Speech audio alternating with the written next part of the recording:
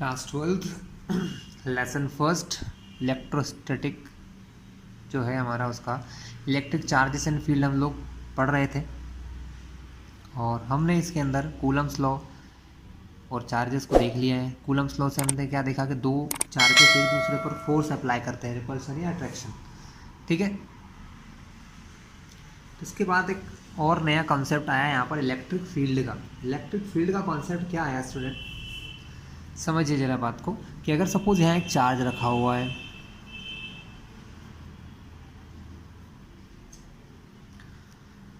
और अगर मैं किसी न्यू चार्ज को यहाँ से इसकी तरफ अप्रोच करता हूँ कि कोई न्यू चार्ज को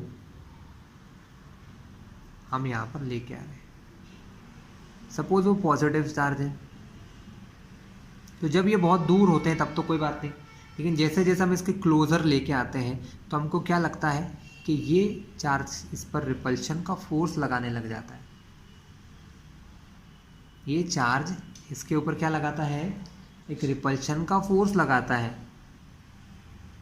तो हमारे दिमाग में यही आइडिया आता है कि फोर्स आया कहाँ से, कैसे आता है। अगर मैं इस चार्ज को यहाँ से हटा दूँ तब यहाँ पर क्या होगा। तो इन सभी चीज़ों के लिए हमने क्या एज्यूम करा था, हमारे जो साइंटिस्ट थे उनका एज्यूम करना था कि चार्ज जो होता है ना उसके ऑल अराउंड, उसके आसपास सभी जगहों पर क्या होता है, उसके ऑल अराउंड स्पेस में, उसके चारों ओर का मतलब ऑल अराउंड मतलब स्पेस में है ना, का जो एरिया होता है या ऑल अराउंड का जो स्पेस है उसमें इसके इफेक्ट को फील किया जा सकता है ना। सपोज अगर ये चार्ज यहाँ पर आया तो ये चार्ज इसको ऐसे रिपल्शन का फोर्स लगा देगा। ठीक है, क्या लगा रहा है, इसके वो रिपल्शन फोर्स लगा रहा है। अगर हम इस चार्ज को यहाँ से हटा देंगे तो तब यहाँ पर क्या होगा, अगर इस चार्ज को यहाँ से हटा दें तब यहाँ पर क्या होगा, तो वहाँ पर प्रेजेंट होगी इस चार्ज की इलेक्ट्रिक फील्ड। क्या प्रेजेंट होगी स्टूडेंट, चार्ज की इलेक्ट्रिक फील्ड प्रेजेंट होगी। सिंपल सी बात है स्टूडेंट्स कि यहाँ पर इलेक्ट्रिक फील्ड पहले से प्रेजेंट होती है, इलेक्ट्रिक फील्ड पहले से प्रेजेंट होती है। और जैसे ही कोई नया चार्ज इसकी इलेक्ट्रिक फील्ड में आता है तो according to its nature positive negative होता है, तो ये उस पर रिपल्शन या अट्रैक्शन का फोर्स अप्लाई करता है। तो इसका मीनिंग क्या हुआ स्टूडेंट कि कोई नया चार्ज आए या ना आए, इस चार्ज की वजह से इसके ऑल अराउंड, इसके आसपास के स्पेस में, इसके आसपास के एरिया में ये एक फील्ड क्रिएट करती है। क्या क्रिएट करती है, एक फील्ड क्रिएट करती है जिसको हम कहते हैं इलेक्ट्रिक फील्ड। ठीक है, तो इलेक्ट्रिक फील्ड क्या है, इलेक्ट्रिक फील्ड इसके आसपास का वो एरिया होगा, किसी चार्ज के आसपास का वो स्पेस होगा, नॉट एन एरिया। एरिया तो 2D है, स्पेस ये 3D में लगता है।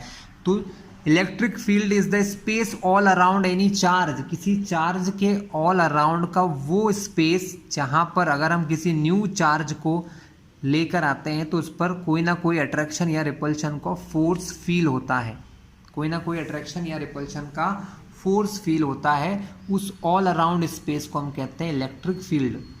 ठीक है, और इसका ऐसा है स्टूडेंट कि ये डिस्टेंस पे डिपेंड करती है। अगर मैं ये डिस्टेंस r पर ऑब्जेक्ट को, मतलब इस चार्ज से r डिस्टेंस पर मैंने यहाँ पर न्यू चार्ज रखा हुआ है, अगर r डिस्टेंस पर इस तरफ भी अगर मैं रखूँ तो भी उस पर फील्ड उतनी ही होगी। ठीक है, अगर r डिस्टेंस पर इस तरफ से रखें तो भी उस पर r डिस्टेंस पर उतनी ही फील्ड होगी। मतलब ये डिस्टेंस पे डिपेंडेंट है। अगर डिस्टेंस सेम है तो इलेक्ट्रिक फील्ड सेम होगी, और अगर डिस्टेंस अलग है तो फील्ड चेंज होगी, लेकिन डायरेक्शन बदल जाती है स्टूडेंट। इलेक्ट्रिक फील्ड की डायरेक्शंस चेंज हो जाती है। तो अब हमने इलेक्ट्रिक फील्ड तो हमने देख लिया। इलेक्ट्रिक फील्ड क्या हुआ, इलेक्ट्रिक फील्ड तो इसके चार्ज के ऑल अराउंड का वो स्पेस जहाँ तक इलेक्ट्रिक फील्ड या इलेक्ट्रिक चार्ज की वजह से कोई नए चार्ज को कोई फोर्स फील होता है, वो सब हम यहाँ पर इलेक्ट्रिक फील्ड को मानते हैं। तो स्टूडेंट फिर से एक छोटा सा पार्ट देख लेते हैं कि यहाँ पर इलेक्ट्रिक फील्ड तो प्रेजेंट रहती है। जैसे ही आप कोई नए चार्ज को लेकर आते हैं तो ये फील्ड उस पर फोर्स अप्लाई करती है।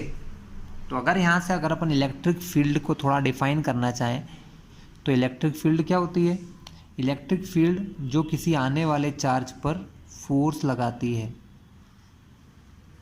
ठीक है।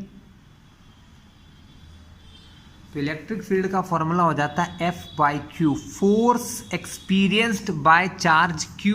अगर कोई नया चार्ज Q में किसी इलेक्ट्रिक फील्ड में ला रहा हूं तो उस इलेक्ट्रिक फील्ड में वो कितना फोर्स अप्लाई करती है उस पर डिपेंड करता है। That electric field is equal to force experienced by charge Q। कि कोई चार्ज है, अगर Q वो किसी दूसरे चार्ज की फील्ड में आ रहा है तो वो उस पर कितना फोर्स अप्लाई करती है। अगर वो उस पर F फोर्स अप्लाई करती है then the ratio of force by charge is known as electric field, या इंटेंसिटी ऑफ इलेक्ट्रिक फील्ड भी कहते हैं। ये सिर्फ वेक्टर की बात हो रही है अभी, सॉरी स्केलर की बात हो रही है। इलेक्ट्रिक फील्ड की डायरेक्शन वो होती है स्टूडेंट जो आने वाले जो फोर्स की डायरेक्शन होती है। फोर्स जिस तरफ लगेगा इलेक्ट्रिक फील्ड की भी वही डायरेक्शन होगी। तो अगर मैं यहाँ पर इस F को वेक्टर बना दूँ एरो लगाकर तो E भी क्या हो जाएगा, वेक्टर हो जाएगा। तो इलेक्ट्रिक फील्ड एक्चुअली देखा जाए तो फोर्स से रिलेटेड है।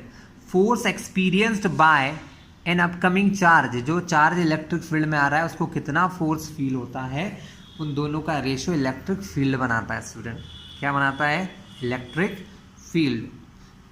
अगर सपोज मैं कहूँ कि मेरा चार्ज कितना है, अगर चार्ज सपोज 1 कूलम्ब है तो यहाँ 1 आ जाएगा और अपॉन में 1 की वैल्यू नहीं होती है। तब हम इलेक्ट्रिक फील्ड को और क्या कह सकते हैं कि electric field is equal to the force experienced by 1 coulomb of charge. मतलब अगर मैं 1 कूलम्ब चार्ज को इस इलेक्ट्रिक इस एरिया में लाता हूँ, इस रीजन में लाता हूँ, स्पेस में, सॉरी नॉट एन एरिया, अगर इस इलेक्ट्रिक फील्ड यानी चार्ज के आसपास के रीजन में लाता हूँ और 1 कूलम्ब चार्ज को जो फोर्स फील होता है वही उस पॉइंट पर इलेक्ट्रिक फील्ड होती है, ठीक है। और कुछ समझ लेते हैं स्टूडेंट्स, है ना। अगर चार्ज हमारा बहुत छोटा हो, जैसे Q टेंड्स टू 0, ऐसा इसलिए कह रहा हूँ क्योंकि स्टूडेंट अगर मान लो सपोज हम कोई, जैसे यहाँ लिखा है 1 coulomb charge, actually student 1 coulomb charge बहुत बड़ा होता है। 1 कूलम्ब चार्ज बहुत बड़ा होता है चार्ज। अगर मैं 1 कूलम्ब चार्ज को कहीं से यहाँ लेकर आऊँगा ना तो इसकी भी तो अपनी फील्ड होगी। तो इसकी खुद की फील्ड की वजह से इसकी फील्ड में कुछ ना कुछ चेंजेस हो सकते हैं। इसमें कुछ ना कुछ क्या हो सकते हैं स्टूडेंट, इसमें कुछ ना कुछ चेंजेस हो सकते हैं। तो क्या होगा स्टूडेंट, अगर हम बहुत बड़ा चार्ज लेते हैं ना तो क्या होता है, बहुत बड़े चार्ज के लिए ये इसकी इलेक्ट्रिक फील्ड में कुछ चेंजेस कर सकता है, क्योंकि जब ये चार्ज है तो इसकी भी खुद की कोई इलेक्ट्रिक फील्ड होगी, है ना। तब इनमें कोई ना कोई चेंजेस हो सकता है। इसलिए हम लोग क्या करते हैं, जब हम इलेक्ट्रिक फील्ड को डिफाइन करते हैं या वैल्यूज़ निकालते हैं तो हम Q को बहुत छोटा मानते हैं। हम ये मानते हैं कि Q टेंड्स टू 0, मतलब Q 0 की तरफ जा रहा है, मतलब Q बहुत बहुत छोटा है। इसको कुछ ऐसे लिखा जाता है, इलेक्ट्रिक फील्ड या इंटेंसिटी ऑफ इलेक्ट्रिक फील्ड। इसको क्या पढ़ते हैं student, intensity of electric field पढ़ते हैं, which is equal to F by Q। या इसको कुछ ऐसे भी लिखा जा सकता है, limit Q tends to 0। Q tends to 0 का मतलब कि जो हम चार्ज लेके आ रहे हैं ना वो बहुत ही छोटा चार्ज होता है, लगभग उसको 0 के कंसिडर मान सकते हैं कि बहुत छोटा चार्ज है। तब ये हम वैल्यू इलेक्ट्रिक फील्ड के लिए लिख सकते हैं स्टूडेंट, ठीक है। चलिए हम आगे इसमें कुछ और डिस्कशन करते हैं। ये तो हमने कर लिया, अब हम डायरेक्शन की बात करते हैं स्टूडेंट, है ना। डायरेक्शन फॉर इलेक्ट्रिक फील्ड, ये इतना क्लियर हो गया अपने को।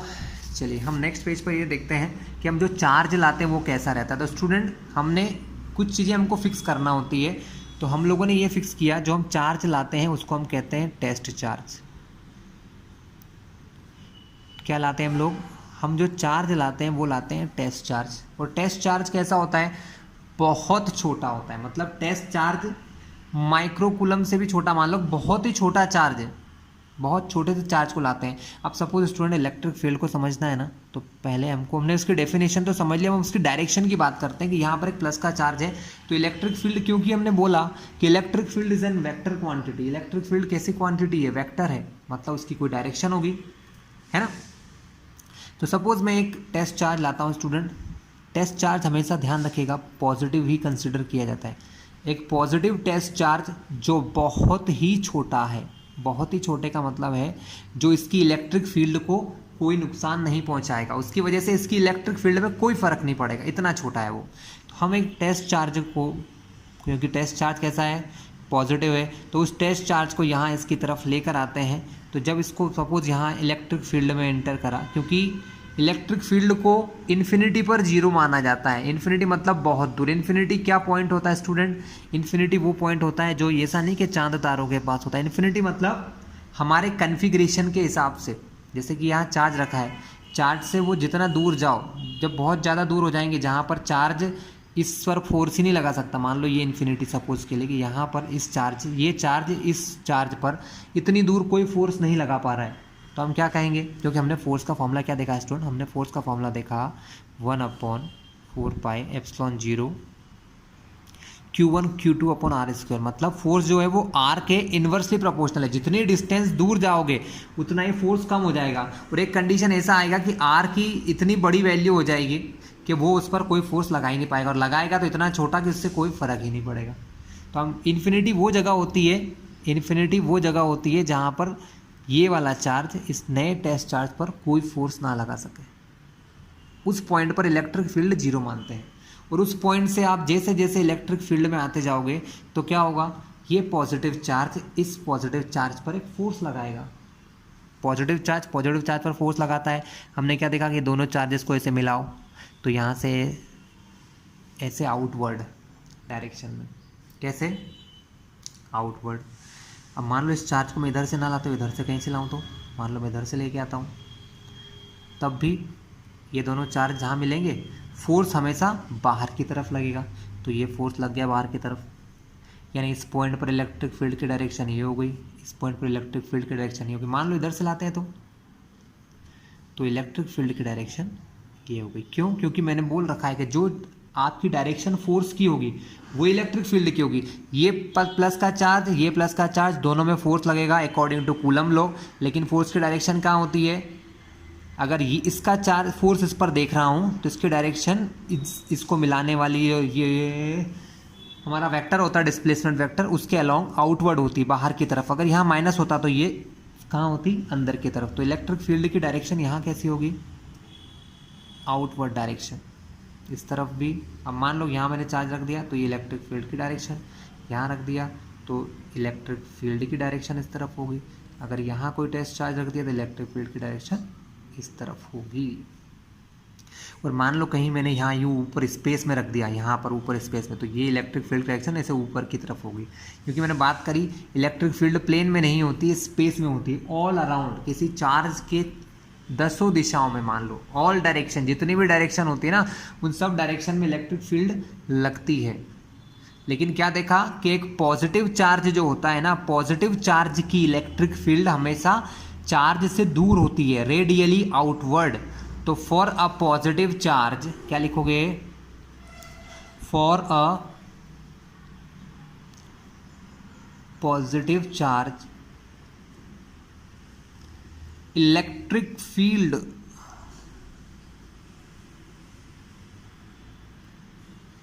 is always directed radially outward. Radially कैसी होती है? वो आउटवर्ड होती है, उसकी डायरेक्शन बाहर की तरफ होती है प्लस के चार्ज के लिए। अगर यहाँ पर प्लस का चार्ज है तो ये डायरेक्शन किस तरफ होगी स्टूडेंट?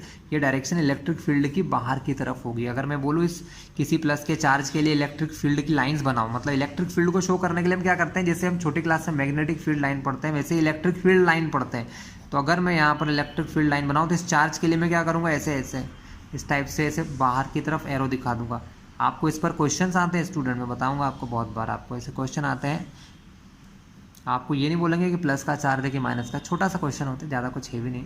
आपको ऐसे इलेक्ट्रिक फील्ड लाइन बता देंगे, पूछ लेंगे यहाँ अंदर कैसा चार्ज रखा है, प्लस है कि माइनस। जब आपके चार्ज से इलेक्ट्रिक फील्ड लाइन बाहर जा रही है तो वो चार्ज आपका प्लस का होगा। ठीक है स्टूडेंट, अब हम देखते हैं कि जो नेगेटिव चार्ज होते हैं उसके लिए इलेक्ट्रिक फील्ड लाइन्स कैसी होती हैं। ठीक है, तो नेगेटिव चार्ज के लिए इलेक्ट्रिक फील्ड लाइन्स कैसी होंगी स्टूडेंट। तो फॉर अ नेगेटिव चार्ज, देखिए यहाँ पर मैंने एक माइनस का चार्ज रखा, हमने क्या बोला भाई, टेस्ट चार्ज तो पॉजिटिव ही होगा। जो टेस्ट चार्ज आएगा ना वो हमेशा कैसा होगा, पॉजिटिव। अगर यहाँ पर एक पॉजिटिव छोटा सा टेस्ट चार्ज हम रखते हैं तो इनके बीच में लगने वाला फोर्स इस लाइन के अलॉन्ग होगा, ये इसको अपनी ओर अट्रैक्ट करेगा। इसका मतलब इसकी इलेक्ट्रिक फील्ड की डायरेक्शन इसकी खुद की तरफ होती है, माइनस के चार्ज की।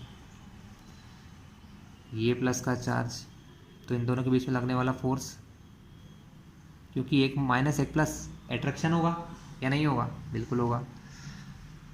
यहाँ रखा है एक positive test charge. Test charge बहुत छोटा होता है जो इसके इलेक्ट्रिक फील्ड को कोई नुकसान नहीं पहुँचाता है। ये हमने इसकी तरफ कर दी। तो अब ज़्यादा टाइम ना लगाते हुए हम समझ चुके हैं कि माइनस के चार्ज के लिए इलेक्ट्रिक फील्ड किस तरफ होती है, चार्ज की तरफ ही होती हैं। अगर कहीं पर लगा है माइनस क्यू चार्ज, ऐसे रख दिया, आपको बोला कि इसकी इलेक्ट्रिक फील्ड लाइन बताओ, तो आप क्या करोगे, लाइंस ड्रॉ करोगे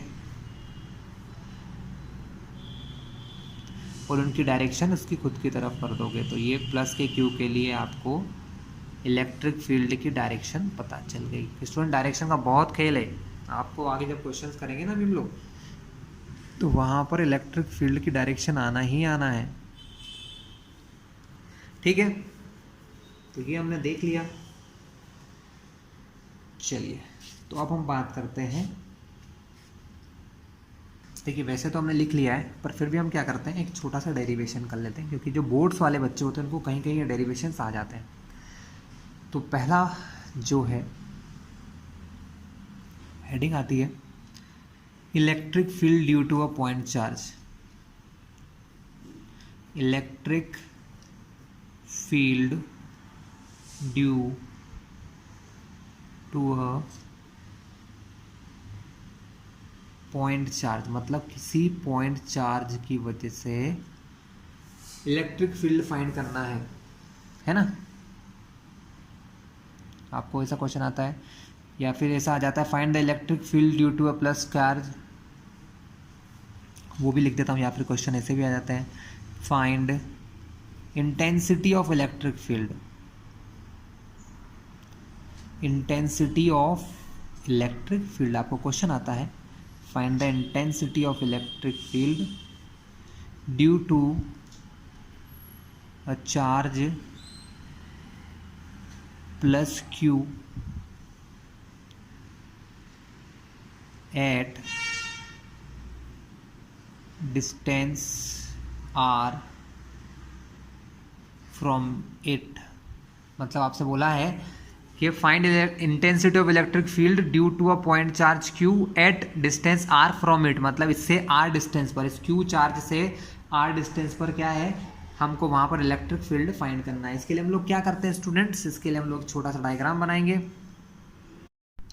सो स्टूडेंट, हमें इलेक्ट्रिक फील्ड फाइंड करना है, कहाँ पर फाइंड करना है, किसी चार्ज प्लस क्यू से r डिस्टेंस पर, है ना। एक्चुअली क्वेश्चन तो हमने लिख लिया है, हम इसका सॉल्यूशन नेक्स्ट पेज पे ही करते हैं। ठीक है, क्वेश्चन सिर्फ इतना है कि कहीं पर एक प्लस क्यू चार्ज रखा है, तो मैं छोटा सा डायग्राम आपको शो करूँगा। Here is a plus Q charge, okay, and ठीक है, इससे r डिस्टेंस पर एक पॉइंट रखा है, इस पर हमने कोई इलेक्ट्रिक फील्ड फाइंड करना है। तो इलेक्ट्रिक फील्ड फाइंड करने का मतलब क्या है स्टूडेंट, कि यहाँ पर हमने एक छोटा सा टेस्ट चार्ज रखा हुआ है। क्या रखा है, छोटा सा टेस्ट चार्ज रखा है प्लस क्यू। हम यहाँ पर एक छोटा सा प्लस क्यू टेस्ट चार्ज रखते हैं, या Q1 दे दो उसको, क्योंकि ये हमने क्यू चार्ज तो यहाँ रख रखा है। ठीक है, जब आप डेरिवेशन करोगे तो क्या होगा, जब आप यहाँ डेरिवेशन करते हैं तो आप यहाँ लिखेंगे let a charge Q be इसको ओरिजिन मान लो कि ये ओरिजिन पर रखा हुआ है, बी प्लेस्ड एट ओरिजिन, थोड़ा सा आसान रहता है, B placed at origin plus Q charge, B placed at origin. एक पॉइंट पी मान लो, अब पॉइंट पी, एक पॉइंट पी है विथ पोजीशन वेक्टर आर, इसका पोजीशन वेक्टर आर है, डिस्टेंस आर है, पोजीशन वेक्टर आर है। पोजीशन वेक्टर की डायरेक्शन यहाँ से इस तरफ होती है, यहाँ से इस तरफ, इसको ओरिजिन है तो इसलिए इस पॉइंट को ओ नाम दे दो। Let a charge Q be placed at origin और point P with position vector R, there is a test charge, वहां पर हमने क्या रख रखा है, एक टेस्ट चार्ज रख रखा है Q1 प्लेस्ड एट P, हमने इस P पर एक टेस्ट चार्ज रख रखा है, कौन सा, Q1। सो हम यहाँ पर फोर्स निकालेंगे कि ये Q इस पर कितना फोर्स लगाएगा, है ना। So force on Q1 due to Q उस पर कितना फोर्स लगाएगा, ये Q चार्ज इस पर कितना फोर्स लगाएगा, मान लो उसको हम वेक्टर फॉर्म में लिखते हैं। अगर वेक्टर फॉर्म में लिखें तो vector F is equals to 1/4πε0, formula होता है Q1 Q2, मतलब ये दोनों चार्ज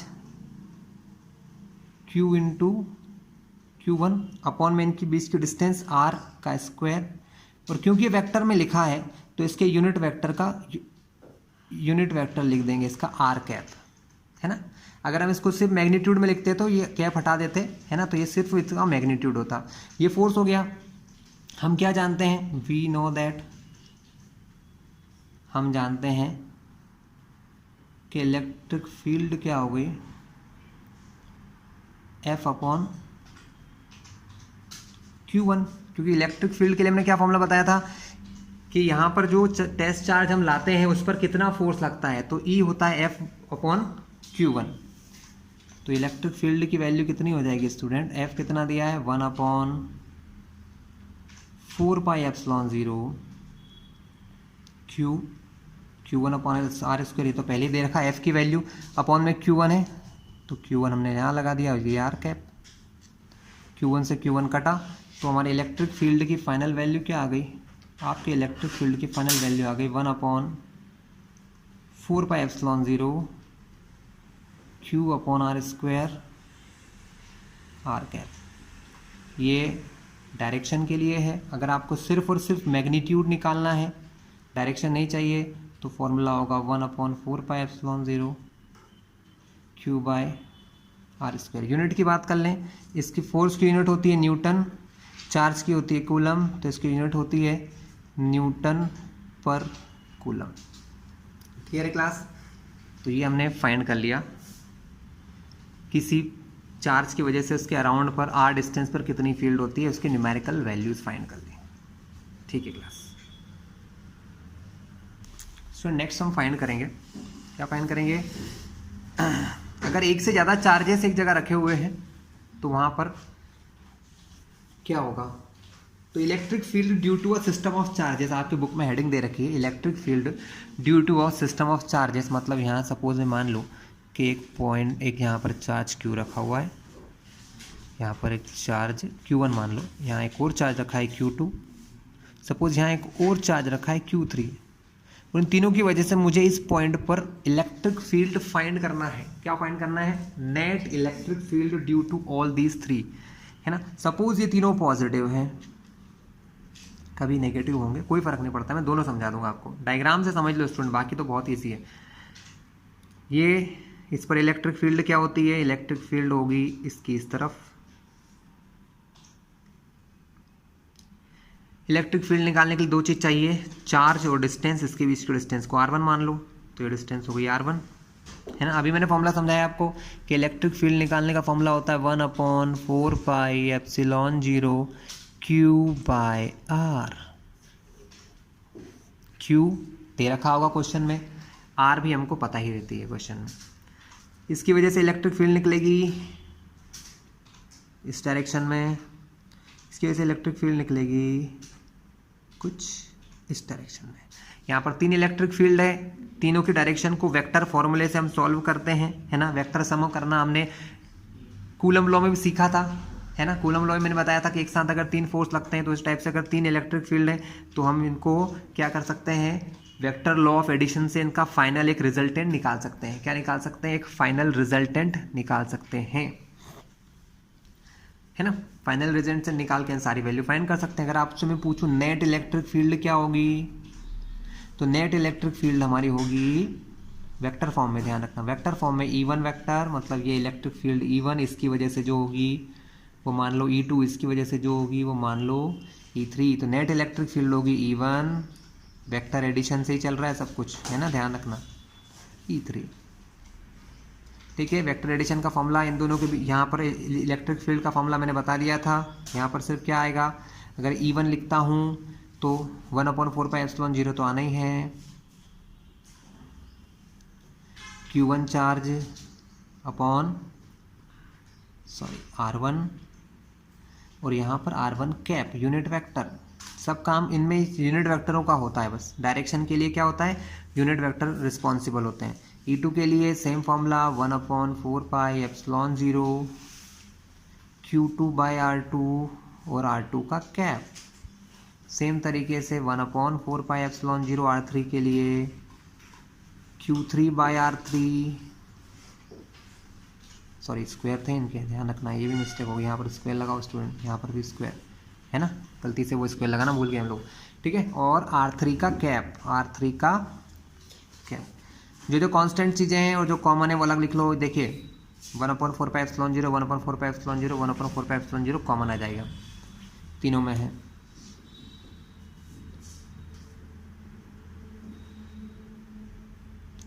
Q1/R1 स्क्वायर, R1 का कैप, Q2/R2 स्क्वायर, R2 का कैप, और Q3/R3 का स्क्वायर,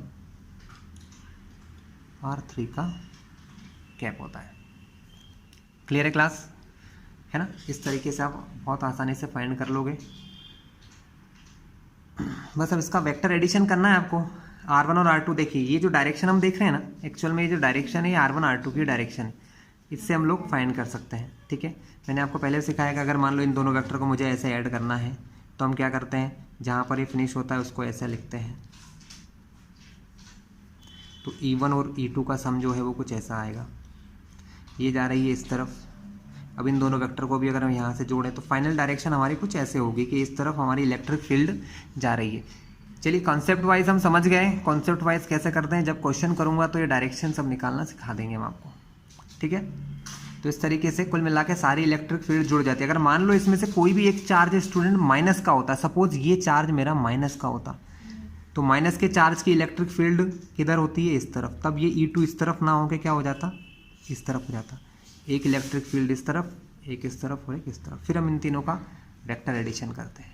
तो अगर वेक्टर एडिशन आता है तो ये सब आपके लिए बहुत आसान है। ठीक है, इलेक्ट्रिक फील्ड का ये वाला कॉन्सेप्ट हमने क्लियर कर लिया। अब हम कुछ न्यूमेरिकल की तरफ चलते हैं, क्योंकि न्यूमेरिकल से ही हमको समझ में आएगा कि क्या होना है चार्ज। ठीक है, यहाँ पर कुछ एग्जाम्पल्स है स्टूडेंट, आप लोग देख लीजिएगा, क्योंकि एग्जाम्पल मैं नहीं कराना चाहता हूँ। मैं सोच रहा हूँ कुछ अननोन क्वेश्चन जो पीछे दिए वो हम करें। क्लास NCERT जो आपकी 12th की बुक है उसमें पीछे क्वेश्चन दिया है 1.8, कुछ ऐसा ही है इलेक्ट्रिक फील्ड जैसा। 2 पॉइंट चार्जेस 3 माइक्रोकूलम और -3 microcoulomb located 20 centimetre apart in vacuum, दोनों एक दूसरे से 20 सेंटीमीटर के डिस्टेंस पर है। What is the electric field at the mid point of O, इन दोनों को मिलाने वाली लाइन में कहीं मिड पॉइंट O होगा। हमको उस पॉइंट पर क्या फाइंड करना है, इलेक्ट्रिक फील्ड फाइंड करना है। If the negative test charge of magnitude this is placed at this point, अगर वहां पर हम कोई नेगेटिव टेस्ट चार्ज रख दें तो what is the force experience by the test charge. चलिए क्वेश्चन को पहले डायग्रामेटिकली बना लेते हैं। क्वेश्चन ये कह रहा है कि हमने 2 चार्जेस लिए हैं, है ना, वी हैव 2 चार्जेस हियर, हमारे पास 2 चार्जेस हैं, 3 माइक्रोकूलम पॉजिटिव और सेम 3 माइक्रोकूलम नेगेटिव। ये इनको ज्वाइन करने वाली लाइन, ये टोटल डिस्टेंस यहाँ से यहाँ तक दे रखी 20 सेंटीमीटर। कितनी दे रखी स्टूडेंट? 20 सेंटीमीटर। अब इनके बीच में कोई सेंटर पॉइंट है O, जो इधर भी 10 है और इधर भी 10 सेंटीमीटर है। ठीक है, यहाँ पर कोई टेस्ट चार्ज रखा होगा। जब कुछ नहीं बोलते हैं तो हम प्लस का टेस्ट चार्ज मानते हैं। तो इस प्लस की वजह से इस पर एक इलेक्ट्रिक फील्ड बनेगी स्टूडेंट। ये प्लस वाला 3 चार्ज इस पर एक इलेक्ट्रिक फील्ड बनाएगा, जैसा मैं समझा चुका हूँ। किस तरफ? इस तरफ, क्योंकि प्लस से दूर। ये माइनस का 3 कूलम क्या करेगा? ये भी एक इलेक्ट्रिक फील्ड बनाएगा, लेकिन माइनस की इलेक्ट्रिक फील्ड उसी की तरफ होती है। लेकिन तो यहाँ पर 2 इलेक्ट्रिक फील्ड बन रही हैं। कितनी इलेक्ट्रिक फील्ड बन रही हैं? 2। और दोनों की डायरेक्शन सेम है। दोनों की डायरेक्शन कैसी student? Both having the same direction.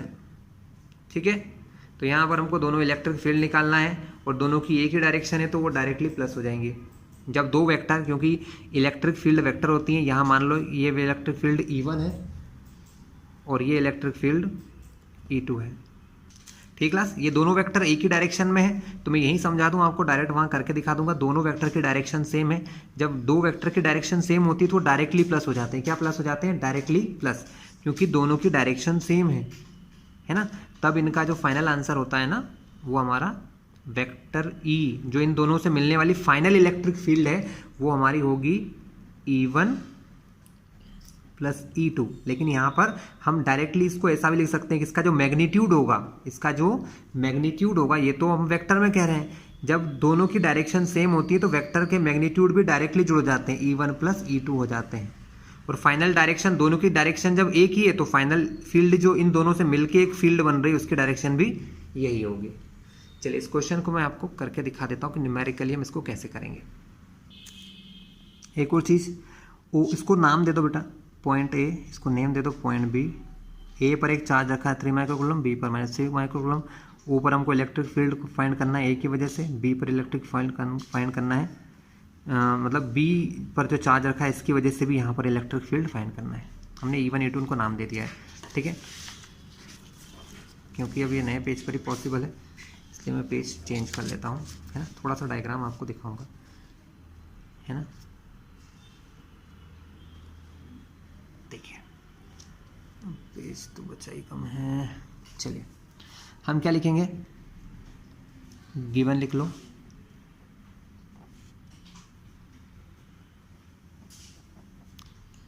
Charge at ए पर कितना चार्ज लगेगा? कितना दिया है? 3 माइक्रोकूलम लिखा है स्टूडेंट। अब इस माइक्रो को चाहो तो चेंज कर लो। माइक्रो मतलब होता है 10⁻⁻⁶ कूलम, है ना। चार्ज एट ए, और AO डिस्टेंस कितनी दे रखी है आपको? A से O की डिस्टेंस 10 सेंटीमीटर, क्योंकि हमको यहाँ से फील्ड यहाँ पर निकालना है तो डिस्टेंस तो चाहिए। ठीक है, अब हम निकालेंगे इलेक्ट्रिक फील्ड स्टूडेंट। क्या निकालेंगे? हम निकालते हैं electric field E1 at O के ऊपर, है ना। O क्या है? वो हमारा वो पॉइंट है जहां पर उन्होंने बोला है कि फील्ड निकालो, इस बीच के पॉइंट पर, है ना। तो electric field E1 at O हमको O पर निकालना है, ड्यू टू किसकी वजह से? ड्यू टू A, मतलब A मत लिखो, 3 × 10⁻⁻⁶ कूलम। हम डायरेक्ट क्या करेंगे स्टूडेंट? हम डायरेक्ट इसका मैग्नीट्यूड निकालेंगे। E1 का क्या निकालेंगे? मैग्नीट्यूड। तो वो कितना हो जाएगा? वो हो जाएगा, एक काम करते हैं स्टूडेंट, हम डायरेक्टली निकाल लेते हैं। हमने सॉल्व कर लिया ना, तो हम डायरेक्टली कर लेते हैं। Electric field E1 at O due to 3 × 10⁻⁶ coulomb and E2, हम इसको लिख रहे हैं कि इलेक्ट्रिक फील्ड E1 जो O पर निकाल रहे हैं, किसकी वजह से? प्लस वाले की वजह से। और E2 at O due to -3 × 10⁻⁶ coulomb. वहाँ भी माइक्रो दिया था। इन दोनों की वजह से जो फील्ड निकलेगी E2 हैव सेम डायरेक्शन। अगर इन दोनों की डायरेक्शन सेम है,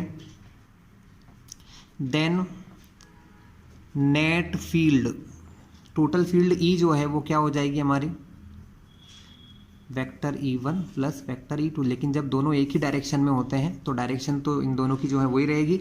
हम मैग्नीट्यूड भी निकाल सकते हैं E1 प्लस E2 करके, है ना। डायरेक्शन हम लास्ट में बता देंगे किससे किसकी तरफ जा रही है।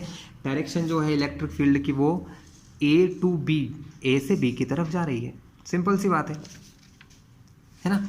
तो E की वैल्यू निकाल लो। E की वैल्यू क्या होगी, E1 प्लस E2 में दोनों का फॉर्मूला सेम होता है 1/4 पाई एप्सिलॉन 0।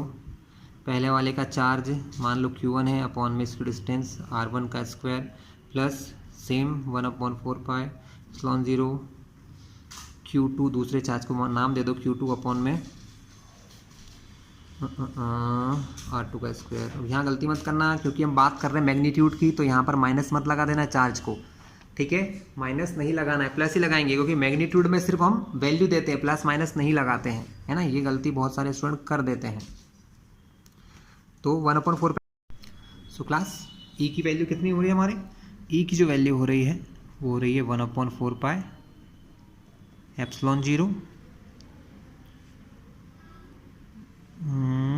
ये लिखा था हमने Q1 R1 का square plus 1/4 pi epsilon 0 Q2 R2 का स्क्वायर, ठीक है। क्योंकि ये दोनों डिस्टेंस 10-10 है, आप सबको पता है।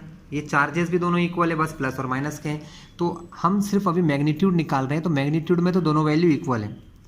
दोनों में क्या कॉमन है, 1/4 पाई एप्सिलॉन 0 दोनों में है, कॉमन है, तो हमने कॉमन ले लिया बाहर।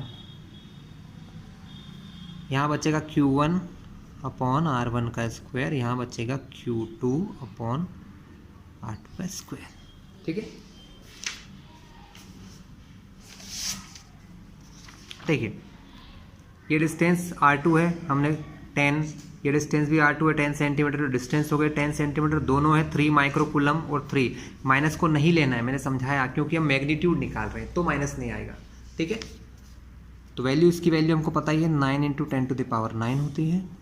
Q1 दिया 3 माइक्रोकूलम, माइक्रो का मतलब होता है 10⁻6, तो 3 × 10⁻6 अपॉन में डिस्टेंस 10 सेंटीमीटर है। देखिए सेंटीमीटर को मीटर में कैसे करते हैं ये समझ लीजिए आप। 10 मैं इधर थोड़ा अलग से समझा दूँ आपको, फिर मैं डायरेक्ट लिख दूंगा तो आपको दिक्कत नहीं होगी। देखिए 10 सेंटीमीटर है, सेंटी का मतलब होता है 10⁻²। क्या होता है 10⁻², तो मैंने सेंटी की जगह लिखा 10⁻², तो ये वैल्यू क्या बन गई, मीटर बन गई। देखिए यहाँ पर कुछ नहीं है तो पावर 1 है, 10 के ऊपर कोई पावर नहीं तो 1, तो ये हो जाएगा 10⁻1, ये फॉर्मूले का माइनस, और ये 10⁻2, तो 10 की पावर प्लस माइनस माइनस 2 में से 1 जाएगा तो 1 बचेगा, तो 10⁻1 बड़ा 2 है, माइनस का है तो माइनस। तो कुल मिला के 10 सेंटीमीटर को हम लिख सकते हैं 10⁻⁻1 मीटर लिख सकते हैं। तो अब मैं यहाँ पर यही चीज़ लिखूँगा 10⁻⁻1, और आप सभी को पता है इस पर स्क्वायर होता है, तो यहाँ पर लगाएंगे r का स्क्वायर, ठीक है। सेम काम हम यहाँ पर करने वाले हैं। Q2 वही है, माइनस का तो यूज़ करना नहीं है, अपॉन में वही 10 सेंटीमीटर, तो 10 सेंटीमीटर को ऐसे ही लिखा जाएगा। चलिए सॉल्व कर लेते हैं। 9 × 10⁻9। अब देखा जाए तो 10⁻6 दोनों में है, मैंने वैसे तो 3 भी है, बट मैं फिर 10⁻6 ही कॉमन ले रहा हूँ, यहाँ से और यहाँ से 10⁻6 बाहर ले लिया, तो यहाँ बचेगा 3 के अपॉन में 10⁻2, क्योंकि पावर के ऊपर जब पावर होती है तो पावर का मल्टीप्लाई, 2 × 1 = 2, माइनस प्लस माइनस, यहाँ पर भी वही होगा 3 की power 2 × 1 = 2 plus minus minus. Clear है क्लास। अपॉन में जब भी नंबर सेम होते हैं, यहाँ 10⁻2 यहाँ 10⁻2 है, जब अपॉन में नंबर सेम होते हैं तो हमको इन दोनों का एलसीएम नहीं लेना पड़ता, सेम आंसर आता है, दोनों की जगह एक ही लिखा जाता है 10⁻2, और ऊपर के नंबर को +3 + 3 × 10⁻6। ठीक है, 3 + 3 6, तो 9 × 6, क्योंकि ये सब चीज़ें मल्टीप्लाई में है, ये भी बाहर आएगा तो इन सब से मल्टीप्लाई होगा, तो 9 नंबर है, 3 + 3 6 एक नंबर है, तो इन दोनों का मल्टीप्लाई। ये दोनों पावर वाली चीज़ें, इनको पास पास लिख लूँगा, 10⁻9 इंटू 10 की पावर -6 और अपॉन में 10 की पावर -2। 9 6 54। देखिए जब मल्टीप्लाई में होते हैं बेस 10 है, बेस 10 है, मल्टीप्लाई में होते हैं पावर प्लस होती है, लेकिन ये ऑलरेडी माइनस है तो क्या होगा 10 की पावर 9 -6 हो जाएगा, अपॉन में है 10 की पावर -2। 54 इंटू 9 में से 6 जाएगा तो बचेगी, देखो मैं अलग से इधर बता दूं, 10 की पावर 3 बचेगी। यहाँ अपॉन में ऑलरेडी 10 की पावर -2 है। जब एक नंबर ऊपर है मैं इसकी जगह ये लिख रहा हूँ इसलिए क्योंकि डायरेक्ट करेंगे हम यहाँ पर। 10 की पावर 3 है, नीचे -2 है। जब पावर के एक नंबर ऊपर होता है एक नीचे होता है तो पावर माइनस होती है, तो 10 की पावर 3 में से माइनस होगी नीचे वाली पावर जो पहले से माइनस की, इसलिए ब्रैकेट लगा देंगे। कोई दिक्कत है स्टूडेंट? नहीं है हमको कोई दिक्कत इससे, हम यहीं पर इसको सॉल्व करके आंसर निकाल लेंगे।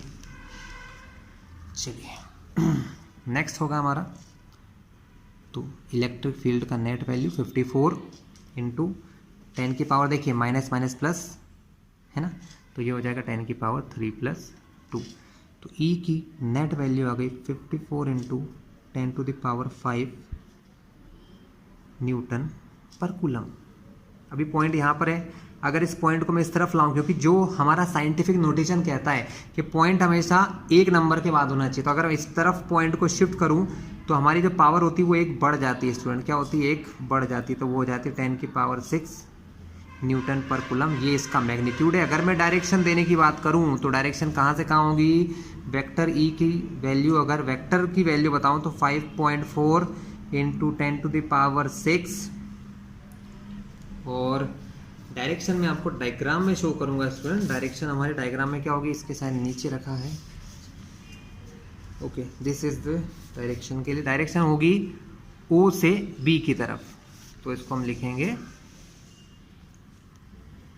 ओ टू बी की तरफ, ओ से बी की तरफ, है ना।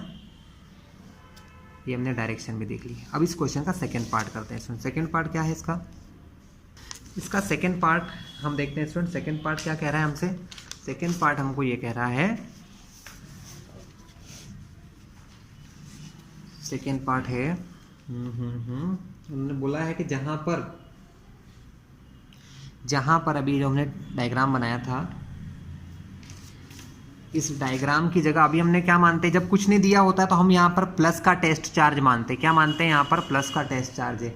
अगर मैं यहाँ पर माइनस का टेस्ट चार्ज रख दूँ तो डायग्राम में क्या चेंज होंगे स्टूडेंट, मैं फिर से बना देता हूँ आपके लिए। ये आपका ए और ये आपका बी। ए पर कितना रखा हुआ है चार्ज, ए पर चार्ज रखा है 3 माइक्रो कूलम, बी पर रखा है -3 माइक्रो कूलम। हमसे ये बोला कि इनके बीच की डिस्टेंस 20 सेंटीमीटर है, और हमसे यहाँ बोला कि यहाँ पर हमने एक माइनस का चार्ज रखना है। हमको यहाँ पर जिस पॉइंट पर अभी हमने प्लस का चार्ज माना था, क्योंकि हम लोग हमेशा मानते हैं कि अगर कुछ नहीं दिया तो यहाँ पर प्लस का टेस्ट चार्ज रखा है। उन्होंने बी क्वेश्चन में बोला है, मैं आपको फिर से दिखा दूँ, बुक में दिया हुआ है कि बी क्वेश्चन में बोला कि अगर इसी पॉइंट पर मैं माइनस का ये चार्ज रख दूँ, a negative test charge of magnitude, ऐसा माइनस का चार्ज है क्योंकि नेगेटिव चार्ज रखना है जिसका मैग्नीट्यूड ये है, उसको कहाँ रखेंगे, उसी पॉइंट पर ओ पर जहाँ पर पहले हमने इलेक्ट्रिक फील्ड निकाली, तो उस पर कितना फोर्स एक्सपीरियंस्ड होगा, कितना फोर्स लगेगा, हमको ये निकालना है। ठीक है, तो अगर यहाँ पर माइनस का चार्ज रखूँगा तो क्या होगा स्टूडेंट, वैल्यू भी लिख लो,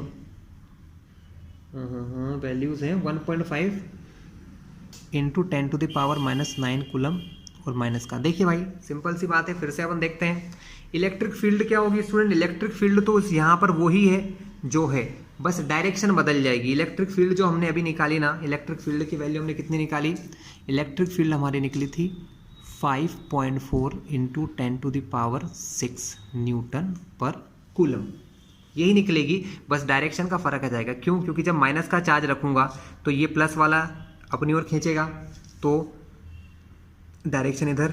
अब यहाँ पर माइनस चार्ज है, माइनस वाले को दिखाएगा, तो इसकी इलेक्ट्रिक फील्ड भी इधर, मतलब सिर्फ क्या होगा, इलेक्ट्रिक फील्ड जो इधर लग रही थी अब वो ओ से ए की तरफ लगेगी।